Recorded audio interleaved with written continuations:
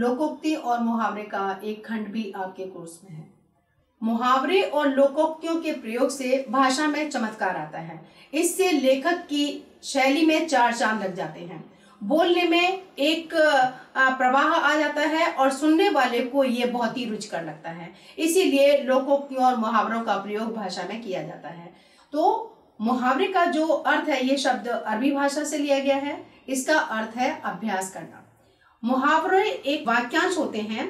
इनका प्रयोग स्वतंत्र रूप से नहीं होता, इनका वाक्य के बीच में प्रयोग किया जाता है, जिससे ये वाक्य के अंग बन जाते हैं। जबकि लोकोक्तियां जन श्रुतियों पर आधारित होती हैं। लोकोक्तियां स्वतंत्र होती हैं और ये अनुभवों से उपजी हुई होती हैं। जैसे हम कहते हैं कि ते पांव पसारिए जेती लांबी सौर। इन लोकोक्तियों में बहुत बड़ा जनता का या हमारे जो पूर्वज हैं उनका अनुभव इसमें छुपा होता है। लोकोक्तियों का प्रयोग जब भी होता है तो स्वतंत्र रूप से होता है और उदाहरण के तौर पर होता है। उदाहरण के तौर पर होने से इनके प्रयोग से एक घटना पर जो प्रभाव पड़ना चाहिए उसका हमें इससे भाव ग्रहण होता है।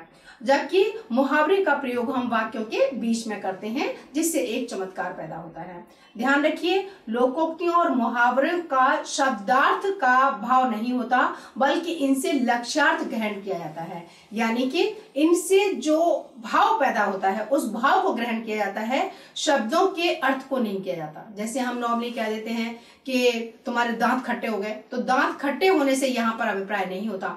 दांत खट्टे यहाँ मुहावरे के रूप में प्रयोग हो रहा है, वहां शब्द और अर्थ के रूप में प्रयोग नहीं हो रहा। अगर हम इन लोकोक्तियों मुहावरों को न सिर्फ अर्थ के रूप में या सिर्फ भाव के रूप में ग्रहण करें, बल्कि जीवन में अपनाएं, तो भी हम इनसे बहुत कुछ सीख सकते हैं। जैसे का बरसात जब कृषि सुखाने, इसी तरीके से कि समय पर जब काम नहीं किया अगर बाद में करने से क्या फायदा है, जब चिड़िया चुग गई खेत। तो अगर हम इन चीजों को अपने जीवन में भी उतारने की कोशिश करें तो निश्चित रूप से हमें सफलता मिलेगी। ये सिर्फ भाषा के ही शब्द नहीं है या भाषा में प्रवाह लाने के लिए नहीं है, बल्कि हमें एक बहुत बड़ी शिक्षा देने के लिए भी होते हैं। अब मैं आपके सामने कुछ ऐसे रुचिकर भी एक अनुच्छेद के रूप में, जिससे आप वाक्य में उनको प्रयोग करना भी सीख जाएंगे, और कुछ मुहावरे आपके सामने एक साथ एक संकलित रूप में प्रस्तुत किए जाएंगे।